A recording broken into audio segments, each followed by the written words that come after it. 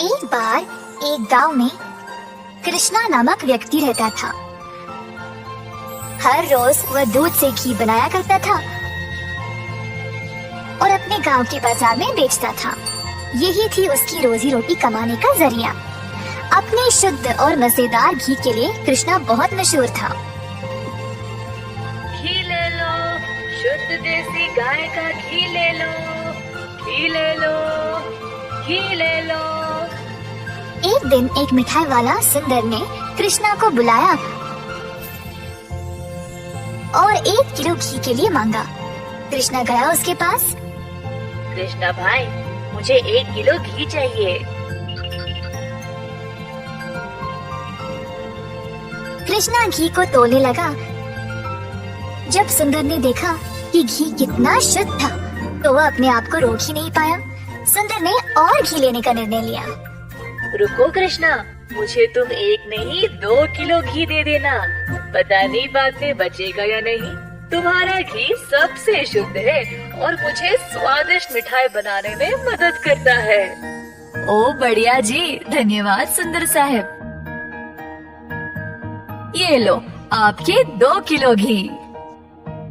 सुंदर ने खुशी से घी लिया और फिर दोनों अपने अपने रास्ते चले गए।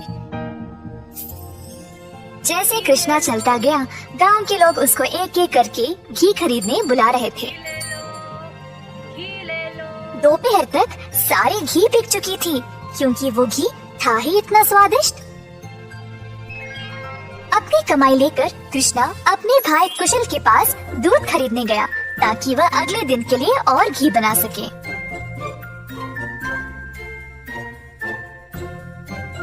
हर रोज कुशल देखता था कि उसका भाई बहुत घी बेचकर अच्छा पैसा कमा रहा था और उसका कारोबार दिन पे दिन और भी ज्यादा बढ़ने लगा। भाई, मुझे 5 लीटर दूध चाहिए घी बनाने के लिए। ओह, अभी तो मेरे पास नहीं है 5 लीटर। क्यों ना तुम शाम को आ जाओ, मैं तुम्हारे लिए बाजू में रखूंगा। कृष्णा के निकलने के बाद कुशल की पत्नी उसके लिए पानी लेके आई। देखा कमला, कृष्णा की तो किस्मत ही बदल रही है। दोपहर में ही इसने सारी घी बेच डाली और दूध के लिए वापस आया था। आप तो सारा दूध इनको ही दे देते हो ना, क्यों ना इस बार आप दूध में थोड़ा सा पानी मिला के दो। इस तरह हम भी ज्यादा पैसा कमा सकते हैं। कुशल ने अपनी पत्नी की बात मान ली और शाम को जब वह गाय से दूध निकालने गया, तो उसने दूध में पानी डालकर कृष्णा के लिए बाजू में रखा। अब कुशल रोज यही करने लगा। धीरे धीरे वह पानी की मात्रा और भी बढ़ाने लगा। अब कृष्णा इस बात से अनजान समझ नहीं पाया कि उसकी घी की शुद्धता दिन पे दिन कम क्यों होती जा रही। इस वजह से उसके बहुत सारे ग्राहक भी कम होते गए। अब कृष्णा दूध की गुणवत्ता को जांचना चाहता था, तो उसने दही जमाया। जब दही जमा, तो उसने ऊपर इतना सारा पानी देखा। शायद गाय की सेहत ठीक नहीं है, इसीलिए अच्छा दूध नहीं दे रही होगी। मैं कुशल को ये बात बोलता हूँ। जब कृष्णा कुशल के घर गया, तो उसने अपने भाई और उसकी पत्नी को दूध में पानी मिलाते हुए देख लिया। अब उसको समझ आ गया कि उसकी घी की शुद्धता इतनी कम क्यों हो गई थी। ना जानते हुए कि वह क्या करे और बिना कुछ कहे कृष्णा वहाँ से निराश होकर चला गया। अब कृष्णा ने अपनी कमाई से 2 गाय खरीदे और खुद दूध निकालना शुरू किया। अब फिर से कृष्णा अच्छी वाली शुद्ध घी बनाने लगा। कृष्णा ने अपनी एक छोटी सी दुकान खोल ली, जहाँ पे वो शुद्ध देसी घी बेचने लगा।